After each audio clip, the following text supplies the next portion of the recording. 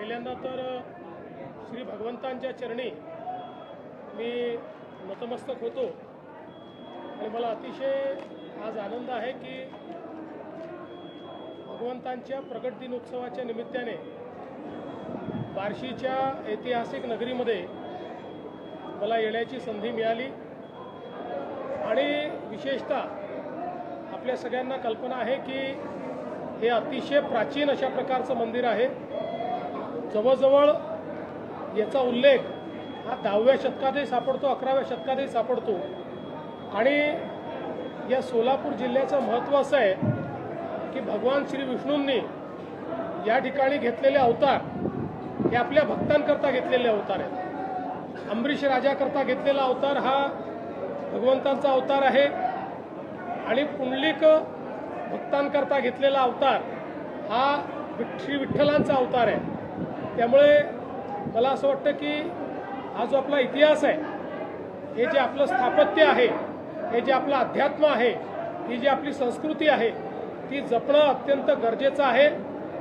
आणि या सगळ्या परंपरा ज्या इतक्या वर्षापासून चालत आलेल्या आहेत, त्यातनं जे लोकपरंपरा तयार झालेल्या आहेत, या सगळ्या गोष्टी मला असं वाटतं महत्त्वाच्या आहेत। आणि म्हणूनच मागच्याही काळात भगवंतांचं दर्शन घ्यायला मी आलो होतो, पण राजाभाऊ राऊतांचं सातत्याने आग्रह होता की प्रकट दिन उत्सवाच्या निमित्ताने या ठिकाणी आलं पाहिजे आणि मला देखील खरं म्हणजे ती संधी हवीच होती। त्यामुळे आज हे दर्शन मला प्राप्त झालेलं आहे। राजाभाऊंनी जो आराखडा इथला तयार केलेला आहे त्याला सरकार पूर्ण समर्थन देईल आणि अतिशय चांगल्या पद्धतीनं ही ऐतिहासिक जागा आहे। पुराणांमध्ये याचा उल्लेख आहे, विष्णू पुराणात आपल्याला त्या ठिकाणी उल्लेख पाहायला मिळतो की कशा प्रकारे दुर्वास ऋषींचं जे गर्भहरण आहे ते या भागामध्ये खऱ्या अर्थानं झालं होतं आणि म्हणून अशा या आपल्या सांस्कृतिक ठेव्याला अधिक चांगल्या पद्धतीनं लोकांपर्यंत आणण्याचा प्रयत्न करण्याकरता हा जो काही आराखडा या ठिकाणी मांडलेला आहे तो निश्चितपणे त्याला आम्ही समर्थन देऊ।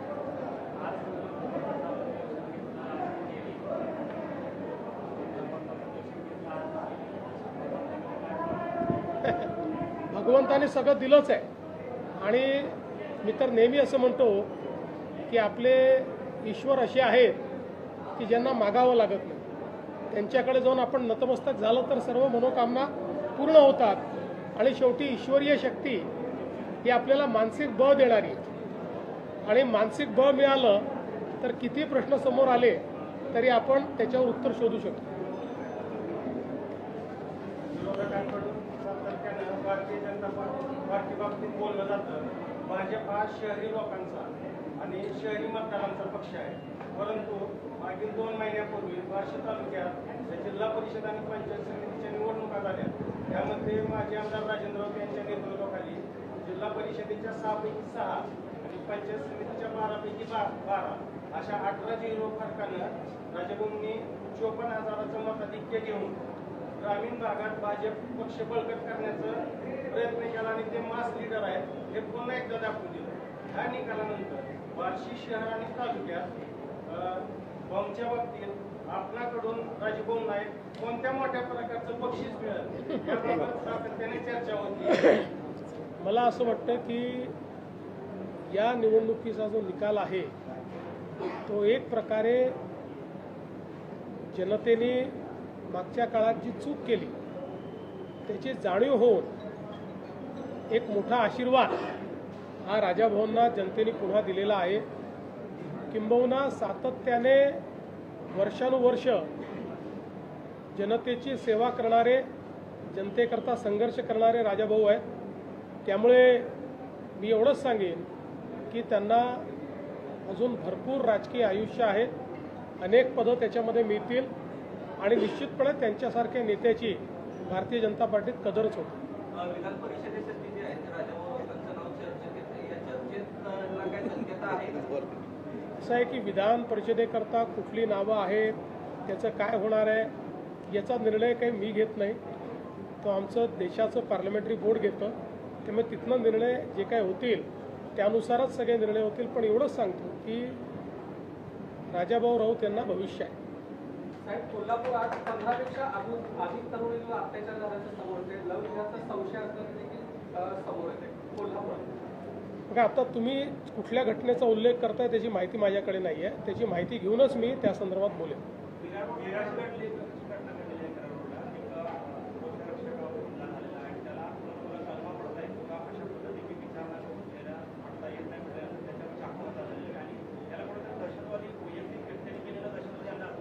मुळामध्ये एकूण हे जे प्रकरण आहे हे बघितलं तर सेल्फ रॅडिकलायझेशनचं प्रकरण आहे. मोठ्या प्रमाणात पुस्तकं, साहित्य, इंटरनेट या माध्यमातनं रॅडिकलायझेशनचा जो प्रयत्न आहे त्या प्रयत्नातनं हा जो व्यक्ती आहे, आरोपी आहे, हा तयार झालेला दिसतोय. त्यामुळे याला केवळ काहीतरी आपल्याला जिहाद करायचा आहे आणि जिहाद करायचा म्हणजे इतर धर्मियांना मारायचं आहे अशा पद्धतीच्या विचाराने पेटून त्यांनी हे कार्य केलेलं आहे. त्याला पकडलेलं आहे. आता ATS आणि NIAची मदत घेऊन या रॅडिकलायझेशनच्या पाठीमागे कोण कोण आहे हे देखील या ठिकाणी शोधण्यात येईल. याचं कुटुंब हे परदेशात आहे, ते अमेरिकेमध्ये आहे. हाही अनेक वर्ष परदेशात राहिलेला आहे. त्यानंतर इथे आल्यानंतर पहिल्यांदा कुर्ल्यामध्ये आणि त्याच्यानंतर नवानगरला तो राहायला आला. त्यामुळे आता याच्या पाठीमागे कोण कोण आहेत, याच्या लिंकमध्ये कोण कोण आहेत, अजून कोणी असे रॅडिकलाइज झाले आहेत का, या सगळ्या गोष्टी ज्या आहेत त्या आता तपासामध्ये पुढे येतील.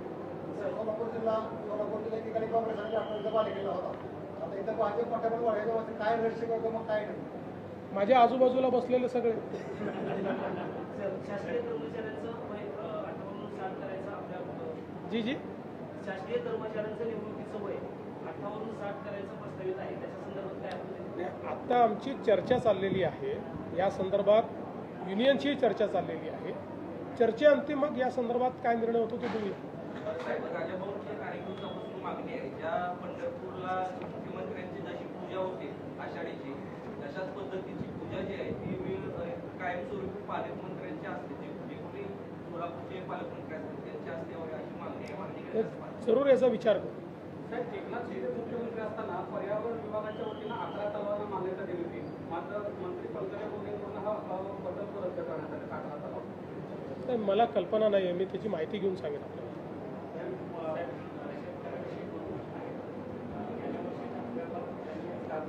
थोडं मोठ्याने.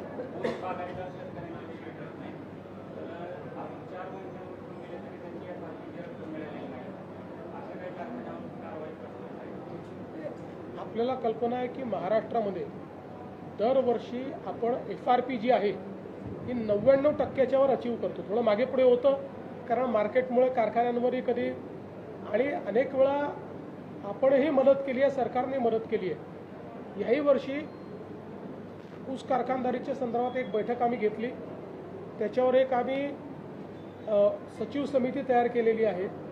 या सचिव समितीला यावेळच्या हंगामापुढची काय अडचणी आहेत त्या अडचणींचा आढावा घेण्याकरता सांगितलेला आहे.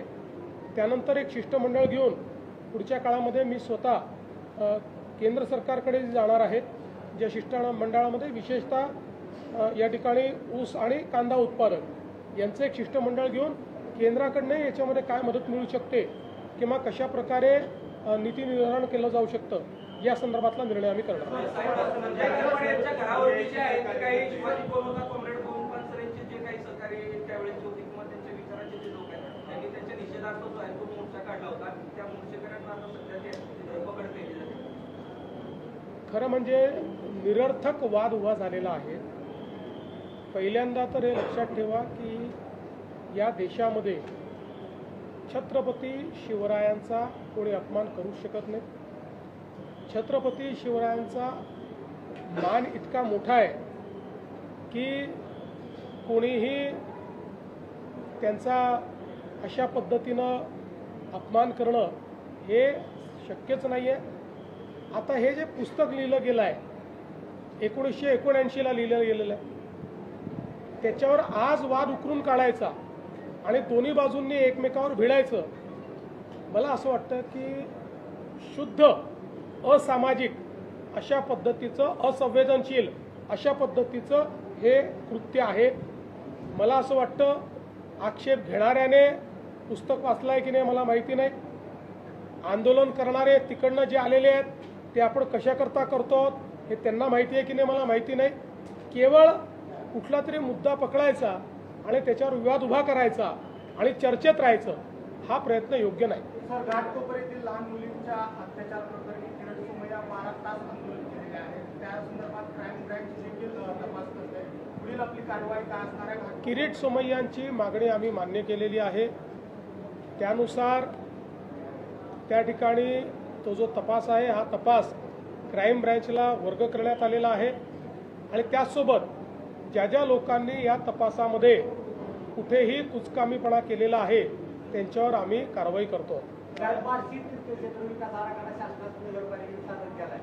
मागच्या वेळेच्या सगळे तुम्ही असं म्हणाला की रक्षक आहे, परंतु अद्याप त्या आराखड्यात काय नेमकी अडचणी? त्याला अडचणी नसतात. त्याच्याकरता खूप वेगवेगळे फोरममधनं तो जावा लागतो.